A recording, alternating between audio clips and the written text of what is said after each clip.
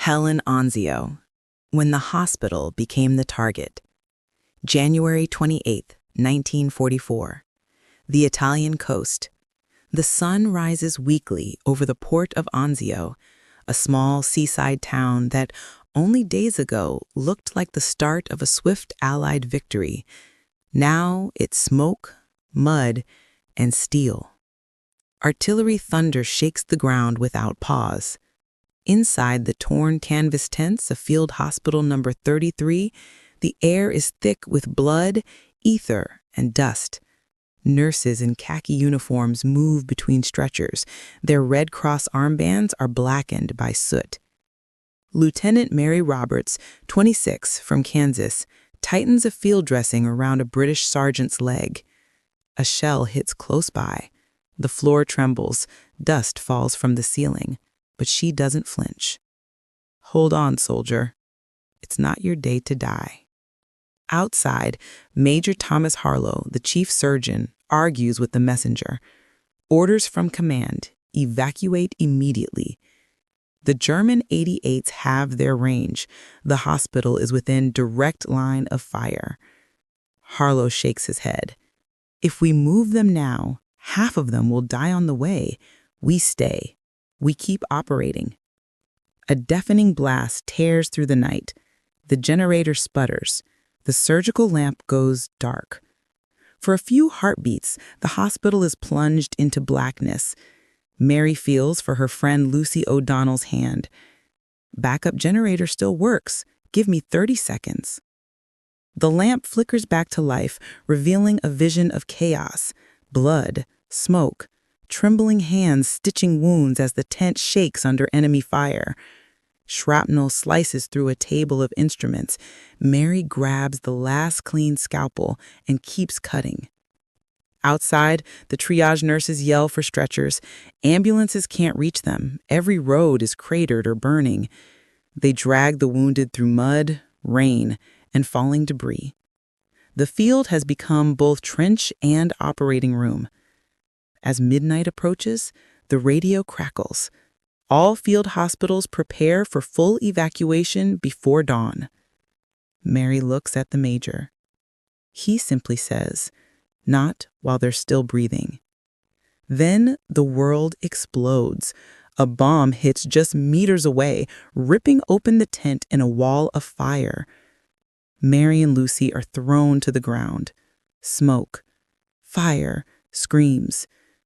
Somewhere inside the burning wreckage, a young nurse cries out for help, trapped under a beam, clutching a patient mid-surgery. Mary grips a hot metal rod, burns her palms, and lifts. Lucy pulls the man free. Outside, tanks rumble closer. Sherman's trying to shield the hospital from the German advance. A soldier shouts, "They're aiming straight at you. You're the target." And then everyone understands. The red crosses on the tents are no protection tonight. Mary ties her hair, covers her face with the cloth, and whispers, "Then we stay and save whoever we can." The clock reads 11:47 p.m. Anzio burns, and the handful of nurses begin one of the most forgotten acts of heroism of the entire war. A Night in Flames, Courage Beneath the Red Sky of Anzio. January 29, 1944. Just after midnight, the sky above Anzio glows red. The German shells fall so close that every heartbeat feels borrowed. Inside what remains of the surgical tent, Mary Roberts injects morphine into a trembling soldier's arm. His name tag reads Henderson, Texas. He's barely 20.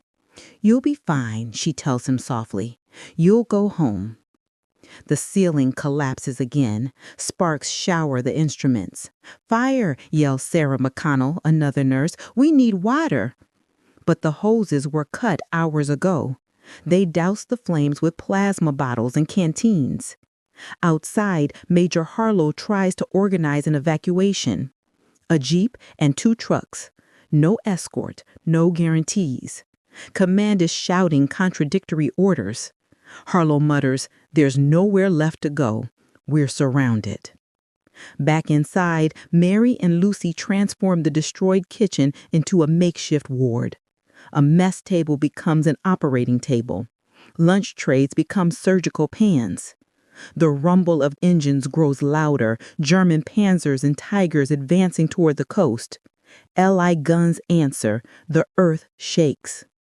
Lucy drags another wounded man from the mud. He smirks weakly. "You ladies should be in London, not hell." She answers without stopping, "Someone's got to take care of you in hell." At 2 a.m., a shell hits the nearby fuel depot. The blast is monstrous. Fire engulfs half the camp. Mary wakes up buried in ash, her ears ringing. She crawls through the smoke, finds Lucy unconscious, her arm broken, but alive. Captain John, Jack Murphy, a combat surgeon, appears out of the chaos shouting orders. "Anyone who can move, get the wounded to the drainage ditch. That's our new hospital." And so they move, dragging bodies, supplies, and the dying into a shallow trench under flickering lanterns. There, amid mud and rain, they operate again. Mary sutures a leg while explosions light the night sky. Lucy, teeth clenched, tightens a tourniquet. If they want to kill us, they'll have to aim better. By dawn, the field hospital is gone, but over 70 soldiers are still alive because those nurses refused to stop. The retreat. Between duty and abandonment. January 30th, 1944. The beach at Anzio is a graveyard of metal and silence. Mary Roberts and the others move through the wreckage searching for any survivors. They find one, barely breathing under a charred canvas. Major Harlow and Captain Murphy return with grim news. The Germans are closing in. Evacuation is now mandatory. Only 30 spots on the trucks. Mary asks, "And the rest?" Harlow doesn't answer at first, then quietly, "We leave them supplies and pray." The nurses' faces harden. They start choosing. Each bed, each man, a choice between who might live and who won't. A soldier squeezes Mary's hand, the Texan boy she saved earlier. "Don't cry, ma'am. You already won this war. Right here." The convoy arrives, engines running, chaos everywhere. They load the wounded under relentless shelling. Then, a whistle, a flash, a thunderous explosion. A shell hits the last truck. Fire, smoke, screams. Mary wakes up half buried, blood on her face. She finds Lucy nearby, her arm shattered. "Looks like you'll have a scar," Mary says. Lucy smirks weakly. "Better a scar than regret." They crawl to the beach where landing craft wait in the smoke. Major Harlow stays behind with the last of the wounded. Mary sees him silhouetted against the flames, refusing to leave. As the boat pulls away, she clutches a burned dog tag in her pocket. The sound of artillery fades into the sea wind. Freedom tastes like salt and guilt. The silence after the storm. The heirs of Anzio's chaos. February 2nd, 1944. The USS Shamrock Bay sails through a glassy Mediterranean. The war feels far away, but for the nurses of Anzio, the silence is unbearable. Mary wakes in a metal bunk, startled by the hum of the engines. Lucy sits nearby, her arm in a cast. "You're safe now," she says.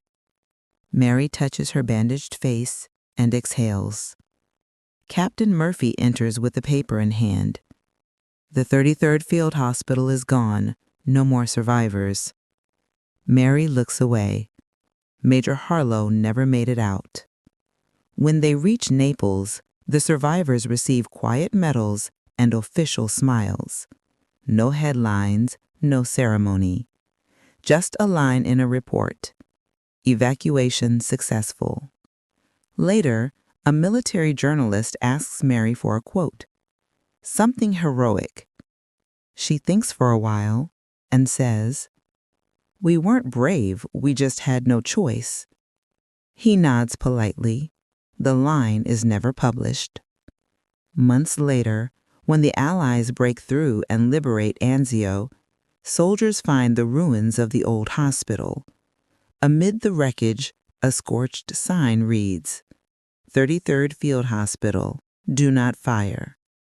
The irony is almost poetic. A year later, Mary receives a small envelope. Inside, a bronze star. She stares at it for a long moment, then puts it away. There are new patients arriving.